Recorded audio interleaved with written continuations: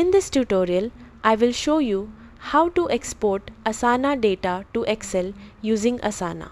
First, open Asana and go to your project.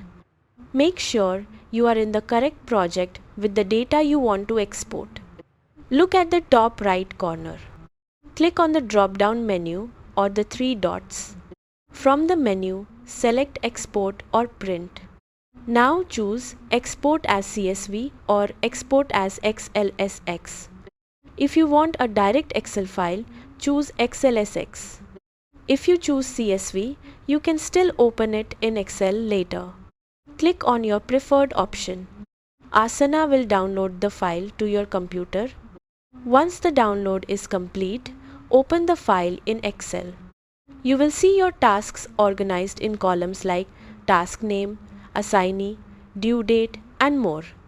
Now you can edit, analyze, or share your data easily. That is how you export Asana data to Excel.